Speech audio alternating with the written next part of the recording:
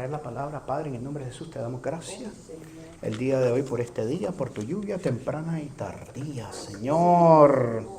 Oh, por tu palabra dice que tu lluvia cae sobre buenos y malos, sobre justos e injustos. Y si así tú tienes cuidado de la naturaleza, de las aves que no siembran, no ciegan, no recogen en graneros, ni pagan la renta, Señor, ¿cuánto más no cuidarás de nosotros que somos tus hijos, lavados por la sangre del unigénito en la cruz del Calvario? Gracias te damos y a ti te rendimos toda la gloria, poder y honra. Hoy escucharemos tu palabra, Señor, que es viva y eficaz, más cortante que toda espada de doble filo, que penetra hasta partir los tuétanos del cuerpo y discierne lo que es del espíritu de lo que no es, Señor. Gracias te damos, Señor, porque hoy lo iré y no saldré de aquí como vine, Señor, sino que la retendré en mi espíritu, en mi mente y en mi corazón para ponerla por obra y reflejar bien a Cristo aquí en la tierra, que es nuestra meta. Oh, como decía el apóstol Pablo, viendo a Jesús, el autor y consumador de la fe. Gracias, Señor, porque nuestra mirada no está en las cosas de este mundo, Señor, sino en las venideras. En el nombre bendito de Jesús, a ti te rendimos gloria, poder y honra por los siglos de los siglos. Amén, amén y amén. Amén. Y el mensaje que tengo es: ¿cuál es nuestro propósito aquí en la tierra?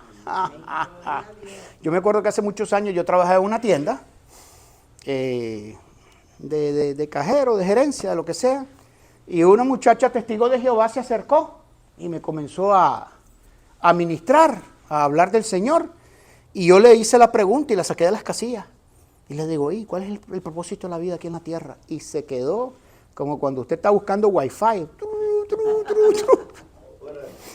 fuera de servicio. Amén, gracias Martín. Así se quedó ella, amén. Y así vive mucha gente que no saben cuál es su propósito aquí en la tierra. El hombre inclusive, al no encontrar propósito en esta vida, anda mandando máquinas a otros mundos, buscando cuál es el propósito de la vida y si hay vida en otros mundos. Fíjese qué interesante lo que yo estaba estudiando, amén. Pero antes de entrar de lleno a ver al mensaje, vamos a ver la palabra, porque si vamos a hablar de los propósitos, tenemos que ver qué quiere decir la palabra propósito en el diccionario. Viene del latín propositium. Acuérdense que yo no sé nada del latín, ni del hebreo, ni del griego, ni ellos saben nada de mí. Dice que es del latín, ¿verdad? Quiere decir ánimo o intención de hacer o de no hacer algo. Sinónimo: intención, determinación, voluntad, ánimo, empeño, deseo, aspiración, interés, idea, plan, proyecto. Wow. 2. Objetivo que se pretende conseguir. Sus sinónimos también son objetivo, objeto, meta, fin, finalidad. 3. Asunto, material de que se trata. Sinónimo: asunto, tema, material. También está la palabra a propósito, que también sale de propósito. Y dice adjetivo: adecuado u oportuno para lo que se desea o para el fin a que se destina. Un lugar a propósito para vivir, es un ejemplo. Voluntaria y deliberadamente para expresar que algo, al ser mencionado, ha sugerido o recordado la idea de hablar de otra cosa. 2. A propósito de estudios, este año acabo la carrera. ¡Wow! Entonces ya tenemos la definición de la palabra propósito. Y vamos a ver cuál es el propósito de nosotros de estar aquí en la tierra. Porque el hombre piensa que está aquí solo para nacer, crecer, multiplicarse y después partir. Amén. Eso es lo que quiere el hombre. Sencillamente ellos no le han encontrado un propósito a la vida. Bueno, usted ve los artistas de cine cuando llegan a la cima, que alcanzan el éxito, la fortuna, y cuando llegan allá arriba no encuentran nada. Y dicen: pero ¿cuál es el propósito de todo esto? Ellos mismos los han dicho. Grandes cómicos, comediantes, que han llegado a tener fama, dinero y fortuna, y una vez que están arriba, dice que no encuentran el propósito de la vida. ¿Ok? Porque hay un vacío que nadie puede llenar. en el ser humano. Y por eso usted ve que el ser humano se ha convertido en un explorador. Él anda buscando. Él anda buscando. Al punto que pierden, como dicen el blanco, el target, el objetivo de la vida, y se van a explorar a otros mundos, buscando un propósito de la existencia de la vida y a ver si hay vida en otros planetas. Esto pasó en el año 61. Al año 84 los rusos enviaron máquinas de sondas especiales llamadas Venera, que en ruso quiere decir Venus. 10 de las sondas aterrizaron con éxito en el lecho del planeta Venus. Ellos lograron cartografiar por radar de alta resolución la geografía de Venus, y la sonda de Venera tercero logró estudiar los componentes del planeta, incluyendo datos del clima y la atmósfera de Venus. Todo esto por la Unión Soviética, que estaba en constante competencia ¿con quién? ¿Con quién? Con Estados Unidos. Ellos vivían compitiendo. Los Estados Unidos no se quedaron atrás, así que en 1997 buscaron también el propósito de la vida fuera de la Tierra y enviaron a un rover a Marte, buscando si existió alguna vez vida o si hay algún propósito fuera de nuestro planeta. Amén. O sea que los americanos también mandaban los rovers a Marte para investigar. Gracias a ellos tenemos la geografía de Marte, los valles, las montañas, todo lo que había en Marte. ¿Ok? Y el 20 de julio de 1969 el primer hombre llegó a la Luna en la misión Apolo 11 con los astronautas Neil Armstrong y Buzz Aldrin. Alunizó y pisó la superficie lunar, según la NASA, pero tampoco encontraron señales de vida. En conclusión, el hombre sigue buscando un propósito de su existencia en el universo para descifrar el por qué estamos aquí, sin entender que nuestros propósitos están dentro de nosotros y no fuera en otros mundos. Amén. Amén. Y de eso es lo que se trata el mensaje. ¿Qué propósito usted tiene aquí en la vida? Si usted piensa que solo está aquí para nacer, crecer, ir a college, coronar con una carrerita, o tener una empresa, o estudiar leyes, todo eso está bien, todo eso es bueno. Aprender cualquier oficio, carpintería, eso es excelente. Amén. Pero nuestro propósito va más allá de solo nacer, crecer, multiplicarse e irnos de la tierra. Nuestro propósito es espiritual. Espiritual. En el principio Dios creó los cielos y la tierra. Amén. Y la tierra estaba vacía. Y él comenzó en un orden que la ciencia también lo adjudica. ¿Me entiendes? Primero fueron los árboles, después las aves. No fue al revés. Todo iba en un orden matemático. Amén. La tierra está puesta en un punto perfecto. No se puede ir ni unos grados a la derecha porque nos volvemos una bola de carbón. Nos carburizamos, y no se puede ir a la izquierda porque nos volvemos un cubo de hielo. Amén. Está bien puesta en el universo. Todo lo que Dios dejó está perfectamente y matemáticamente bien coordinado por su mente maestra. Al punto que grandes ateos, hubo un ateo que murió hace poco, Anthony Flew, el más grande de los ateos, hablaba hasta japonés el tipo. Fue piloto bombardeo de la Real de Inglaterra, de la Real Fuerza Aérea de Inglaterra. Y él era un bestseller. Él escribió millones de libros. Ateo. Hasta el punto que ella en su vejez dijo, no, aquí tiene que haber una mente inteligente detrás de todo lo creado. Lo dijo él antes de morir. ¿Ok? Una cosa que impactó al mundo científico. Amén. Amén. En la Biblia vemos varios hombres y mujeres de Dios que cumplieron su propósito en esta tierra. Tal es la historia de José en Egipto. Amén. Un muchachito muy joven, el hijo de Jacob. Jacob le regala una túnica de colores. Todos sus hermanos lo empezaron a envidiar, los otros 10 hermanos. ¿Ok? Y resulta que un día que él va a ver a sus hermanos, ellos deciden quitarle las vestiduras, tirarlo a un pozo, y luego se le ocurrió a un tal Judas venderlo. Y pasaron unos comerciantes ismaelitas, descendientes de Ismael, compran al muchachito, se lo llevan y lo venden en el mercado de esclavo a Egipto. Ahí llega un comandante del rey o del faraón que lo compra y se lo lleva a su casa. Y la casa de Potifar, se llama este comandante, empieza a prosperar. Y él se da cuenta que es por el Dios del muchacho. Y le comienza a entregar cargos. ¿Ok? Al tal punto que Potifar tenía una esposa. Me imagino que debe haber sido muy linda porque ellos eran grandes generales del rey. Y la esposa comenzó a ver al muchachito y parece que le gustó el six pack del niño y le comenzó a echar el ojo. ¿Ok? Y lo comenzó a hacer insinuaciones. Y el pobre muchacho José, pues, no le quedó más remedio que correr de la tentación. Escuche bien, correr de la tentación, porque nosotros no estamos hechos para estar peleando con tentaciones, y menos si son sexuales. Uno tiene que correr del lugar, porque si él no corre, cae.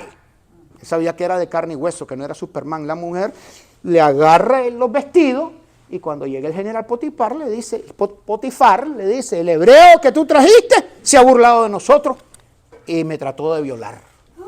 Y el pobre muchachito injustamente cae en la cárcel. Pero ahí estaba la mano del Señor con él y Dios lo prosperaba hasta en la cárcel. Al punto que el dueño de la cárcel lo puso a José como gerente a cárcel. Y en eso ahí en la cárcel llegan un copero y un panadero. Así que vamos a ir a la Biblia, a Génesis, váyase al libro de Génesis, 41, 10 al 45, ¿ok?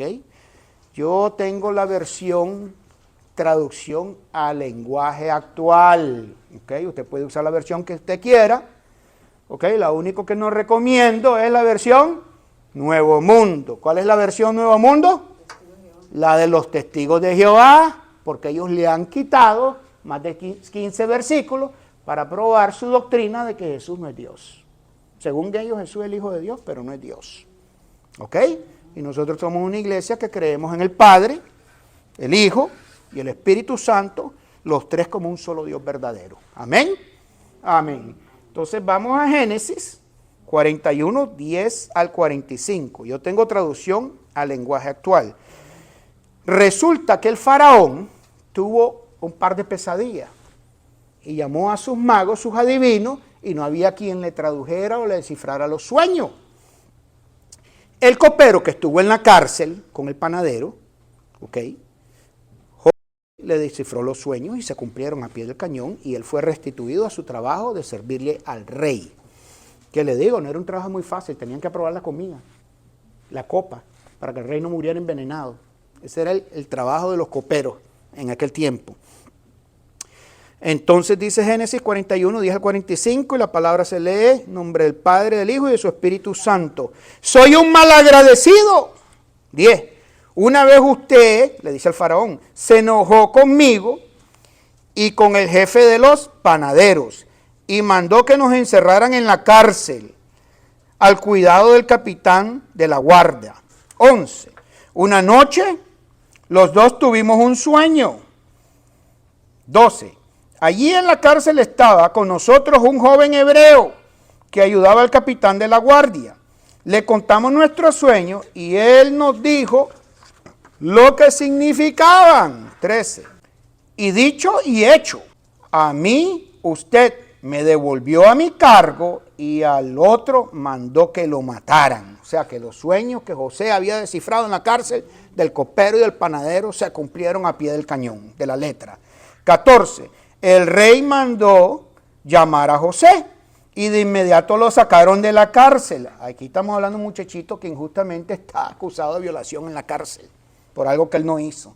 Entonces José se afeitó, se cambió de ropa y luego se presentó ante el rey. Esto es profético también, como nosotros tenemos que presentarnos delante del Señor, ¿ok? Limpios, con nuevas vestiduras. Amén. 15.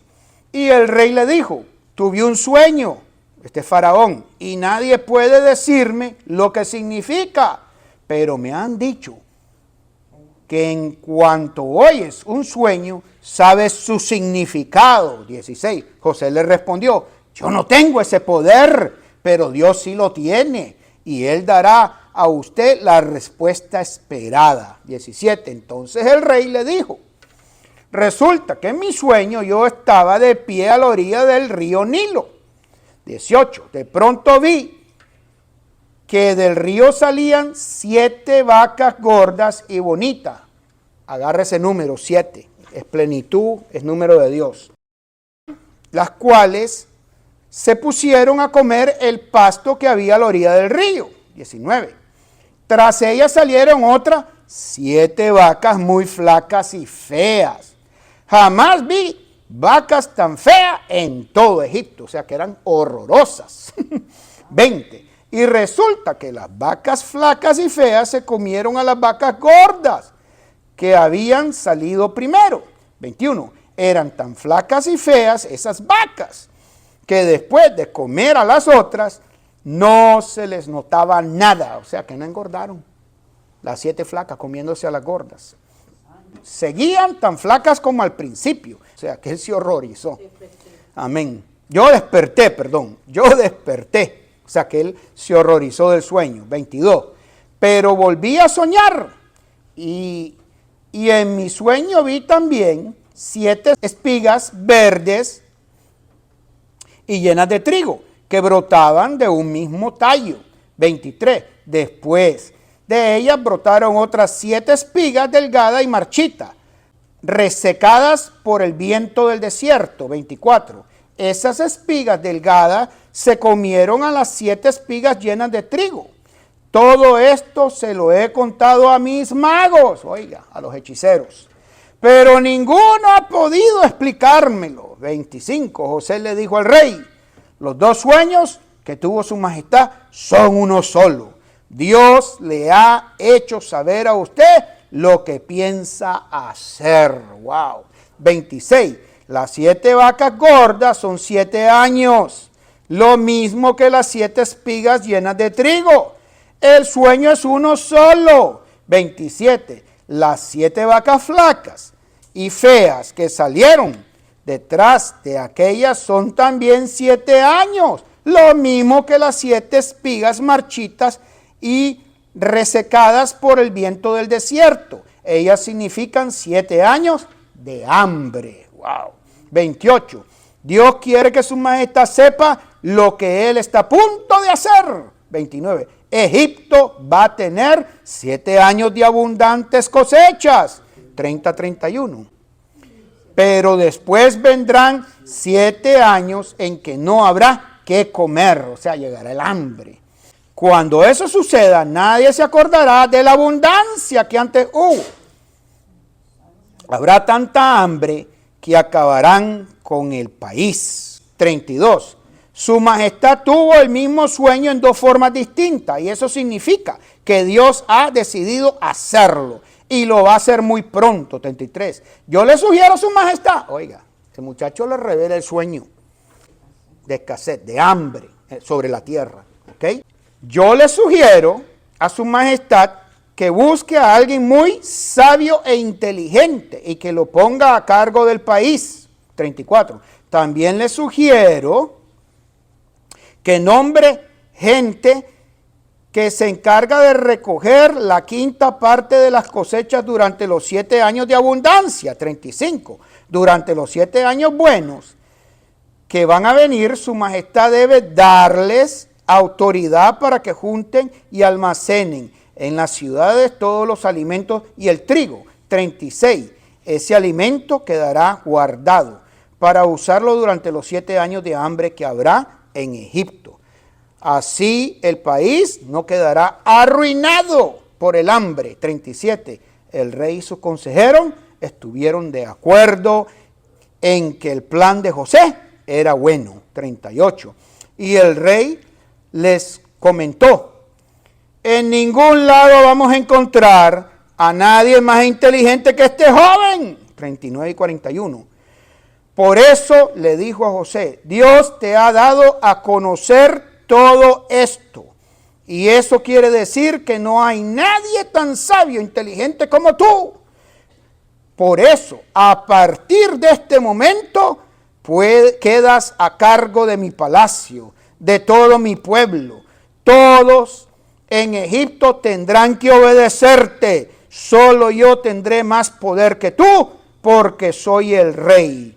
Después el rey se quitó el anillo. ¿Qué es el anillo? Símbolo de autoridad, que usaba para sellar sus cartas, o sea, los decretos y las leyes, y se lo puso a José.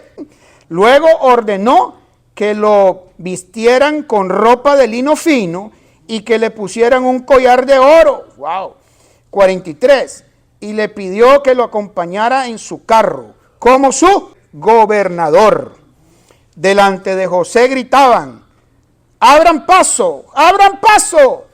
Así fue como el rey puso a José a cargo de todo su país. 44. Luego le dijo a José: aunque yo soy el rey de Egipto, nadie en este país hará nada sin tu permiso. Wow, qué tremendo, ¿verdad?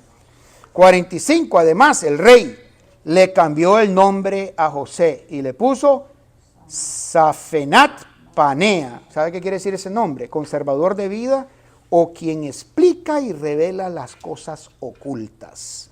Y le dio por esposa la hija de Potifera, sacerdota de On, la cual se llamaba Asenat. Después de eso, José comenzó a recorrer todo Egipto. Y bueno, para resumirle la historia, llega la hambruna. Después que se preparan y aparecen los hermanitos, años más tarde, del gobernador, del visir de Egipto. Solo Dios puede agarrar un chico esclavo. Oiga, eso no lo hace nadie. Un preso acusado de violación y promoverlo a gobernador. Eso no lo hace nadie. Eso solo lo puede hacer nuestro Dios. Solo Él tiene el poder. Porque la vida de estos hombres de Dios eran vidas con propósito. Y la iglesia de hoy día vive una vida sin entender su propósito aquí en la tierra. El ser humano en general, como las cosas no le satisfacen, porque nuestro vacío es espiritual, no es material, usted puede llenarlo con todo lo que usted quiera de este mundo. Alcohol, drogas, sexo, pornografía, comprando edificios, apartamentos, yates de lujo, yéndose a pasear a Dubái, a Turquía, yéndose a Bahamas. Pero nada de eso le va a llenar el vacío espiritual que usted tiene adentro.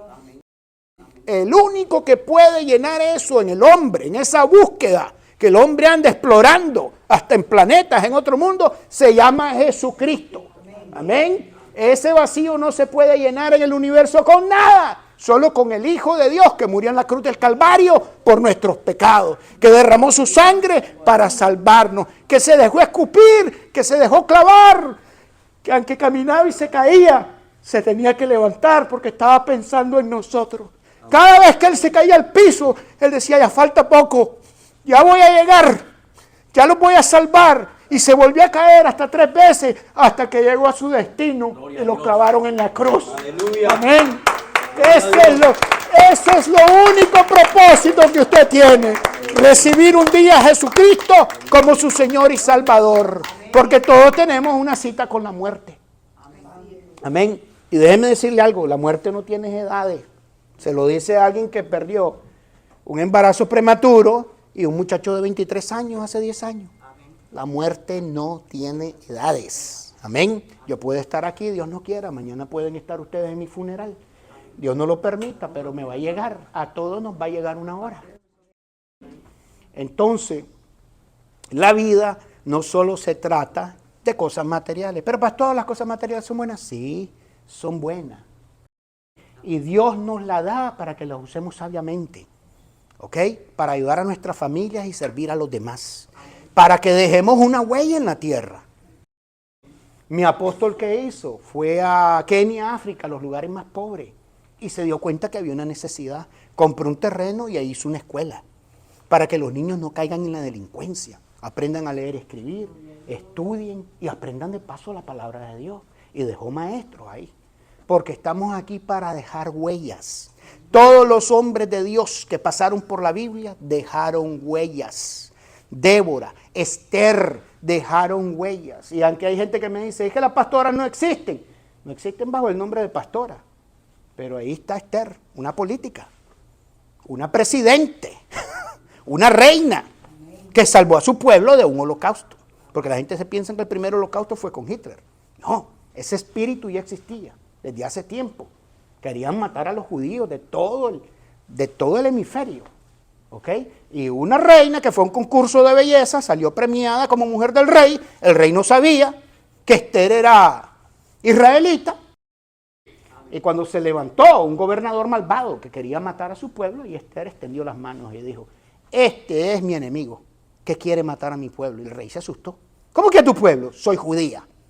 Y él ha hecho que usted, mi rey, firme un decreto en contra de mi pueblo para asesinarnos a todos aquí en Persia y hasta lo último de la tierra.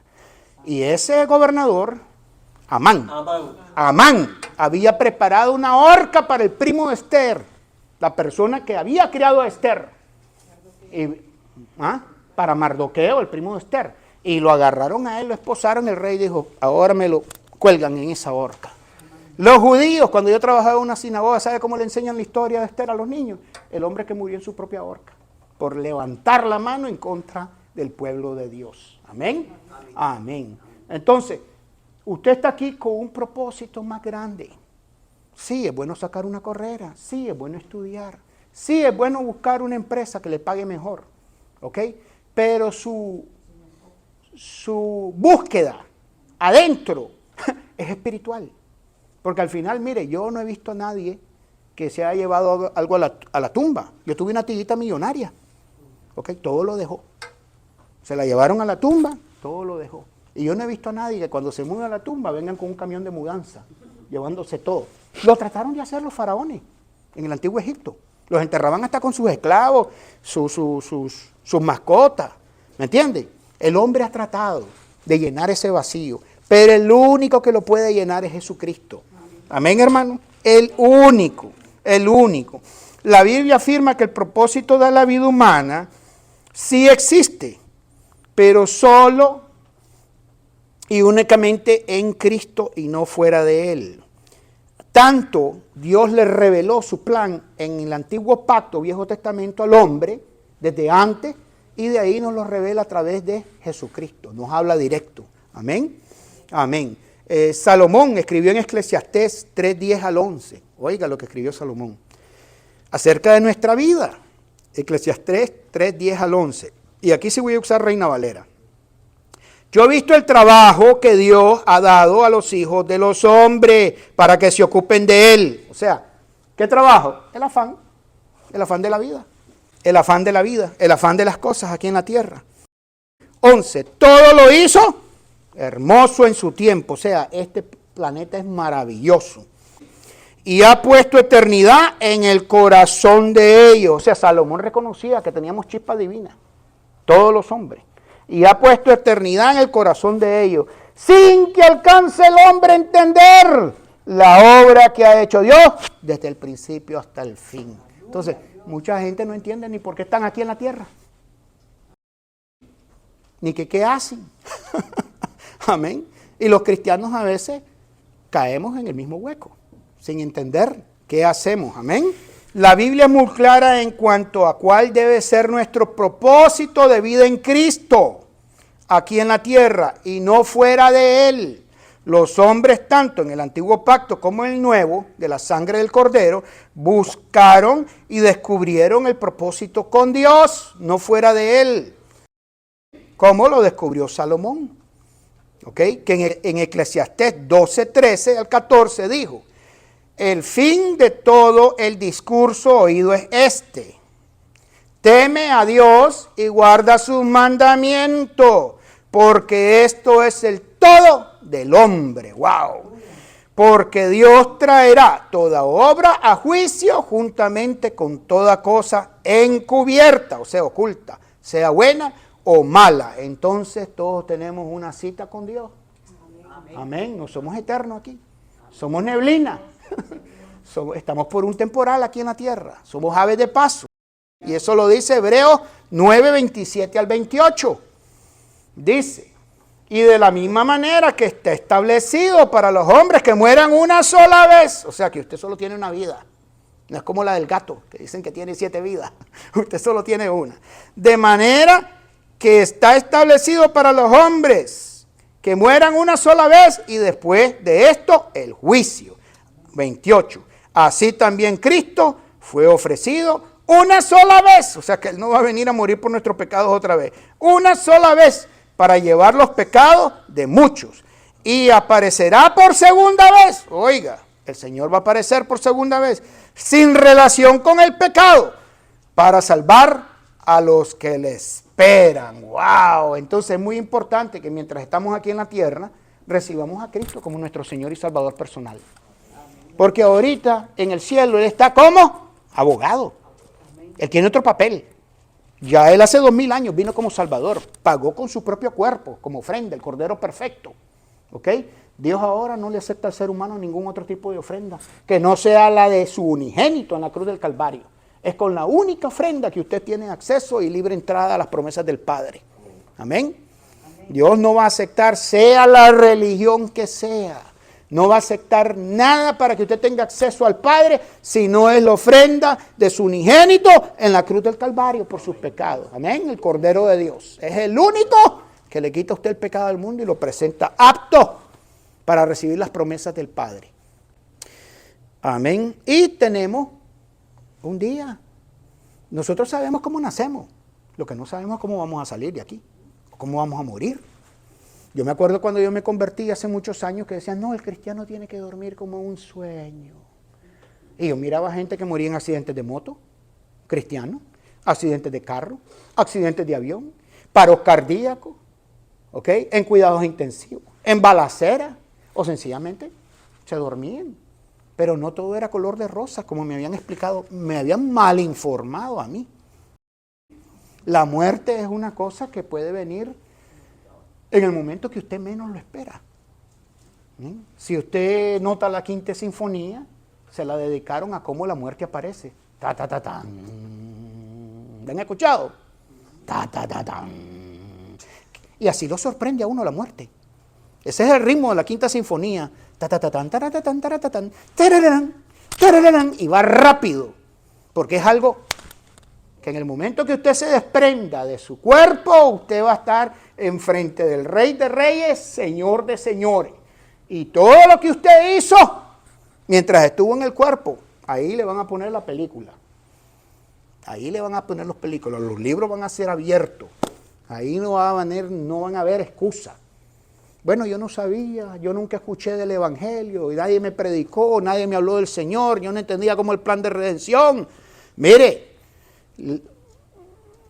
la gente perece por falta de conocimiento. Usted tiene ahí Google, usted tiene preguntas, usted vaya a Google.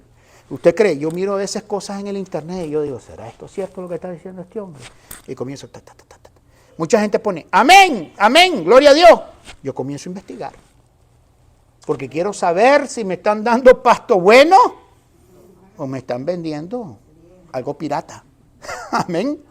Amén. Es como cuando usted va a la tienda, usted quiere saber si ese calzado es original o le están vendiendo algo falso. ¿Qué tiene que hacer usted? Investigarlo. Así lo mismo es con la palabra de Dios. Usted la puede investigar. Dios no tiene problema con eso. Amén. Amén. Pero todos tenemos que confrontar la realidad, que somos de carne y hueso y somos aves de paso. Y lo único que usted se va a llevar aquí de esa vida es haber recibido a Cristo como su Señor y Salvador personal. Es lo único que usted se va a llevar. Y haber dejado tal vez un buen testimonio, un legado a sus hijos, un legado a sus nietos, o de haberle dicho a las personas que usted amaba que Cristo viene pronto. Mire, yo me acuerdo en mi antiguo posta, pudiera decir, porque el trabajo que tengo, ya llevo 12 años que lo tengo. En el antiguo local donde estaba, era un laboratorio de seguridad, estaba trabajando de seguridad. Y había un hombre ahí prepotente, un compañero mío de trabajo. A veces él cogía el autobús y yo tenía que irlo a buscar a la casa y me lo llevaba al trabajo. Pero el hombre era prepotente, no había manera de que usted le hablara de Dios. Él me respetaba a mí cuando yo hablaba de Dios porque yo era el encargado. Ahí de la posta era como un coordinador, me miraban como un coordinador aunque yo no era jefe, ¿verdad? Y resulta que ese hombre un día pues ya se retiró y todo, y le dijeron que ya estaba muy enfermo, que ya no podía trabajar, ¿ok? Tenía muy buenos retiros porque había trabajado en 3 empresas del gobierno, o sea que tenía muy bueno, yo creo que a ese hombre le entraban más como $2,800, $3,000 solo en retiros, ¿me entiende? Le entraba plata al hombre. Trabajaba porque parece que se sentía aburrido, no quería estar en su casa, ya era un hombre mayor de edad. Y resulta que como al año no sé nada de él y de repente me llama, que fue a ver a su mamá a Nueva York y me dice, Fanor, ora siempre por mí. Él me hablaba en inglés. Ora siempre por mí. Y le dije, yo siempre oro por ti, pero me sentía hasta raro que una persona que era prepotente, que era jactanciosa, que él decía, yo tengo dinero. Así me hablaba en el trabajo. De repente me llama y me dice, ora por mí. No, yo oro siempre por mí. En otra ocasión me llama y me comienza a hacer preguntas de Dios. Y yo le comienzo a dar el plan de salvación. Mira, Jimmy, lo que tú necesitas realmente, ese vacío que tú andas buscando, que no lo has encontrado en ninguna parte, se llama Jesucristo. Si tú le abres tu corazón, yo te garantizo que Él lo va a llenar. Porque Él es el que nos fabricó. Él nos hizo en la fábrica. Él nos metió en el molde. Él sabe qué es lo que el hombre realmente necesita. Amén. Y por eso necesitamos un encuentro espiritual con Él. Y le digo, y si tú abres tu corazón, Él va a llenar. Y Él te va a dar la satisfacción de haber entendido qué hiciste aquí en la tierra. Y me dice, está bien. Bueno, repite esta oración conmigo. Y lo llevé a los pies de Cristo. Mire, sin saber. Una vez mi esposa va a la clínica y se le encontró muy enfermo. A la clínica de León. Se le encontró con un andaribel ya muy, muy enfermo. De repente, una mañana yo me voy para mi trabajo, que es en otro lugar, no fue el lugar donde yo conocí a este señor, y me da por llamarlo. Y le dijo, Jimmy, ¿cómo estás? Me dice, oye, me cortaron un par de dedos, porque a él le gustaba mucho y era diabético. Me cortaron un par de dedos de los pies y me llevan en la ambulancia a un home. Él me dijo la palabra home, pero es una casa donde ya te llevan para que la persona va a morir. Pero él me dijo home, yo no entendía lo que estaba pasando. Y la casualidad que yo tuve ese sentir de llamarlo y hablé con él. Después, a los 15 días, recibo una llamada y veo mi celular. Jimmy Cardona. Y yo lo cojo y me habla y le digo, hola, ¿cómo estás, Jimmy? No soy Jimmy, me dice. No, soy Priscila, la hija de él. A él le gustaban mucho las canciones de Elvis Presley. Entonces a la hija le puso Priscila. Y entonces soy Priscila. Yo no la conocía a la señora o a la muchacha porque ellas viven en Nueva York. Y yo le dije, hola Priscila, ¿qué pasa? Yo quiero saber qué tan amigo era de mi papá. Yo le digo, bueno, yo lo llevaba al trabajo. Yo lo llevaba al trabajo. La última conversación que tuve con tu papá es que le cortaron los dedos. Ah, entonces sí. Sí, tú eras muy amigo de mi papá. Me dice, trabajamos juntos por muchos años. Te comunico que él falleció el domingo. Eso fue hace como un mes. Y se me puso ella muy melancólica y le dije, mira, estate tranquila, que yo sé que está con el Señor. Amén. A mí me da tristeza cuando van a los funerales y muere un mafioso. Y le hacen su misa, su vaina y dicen que está en el cielo. Un mafioso. Y están diciendo desde un púlpito, un ministro, un pastor, un sacerdote que está en el cielo. Y eso no es así. Amén. Eso no es así. Nosotros tenemos que arrepentirnos. La fe viene por el oír la palabra de Dios. Cuando oímos el evangelio de salvación, lo primero que usted tiene que hacer es arrepentirse. Amén. Entregarle su vida a Cristo. Es el primer paso. Y después hay que hacer lo que dice Romanos 10, 9 y 10. Que si confesamos con nuestra boca, Dios lo quiere oír de nuestros labios. Que si confesamos con nuestra boca que Jesús es el Señor.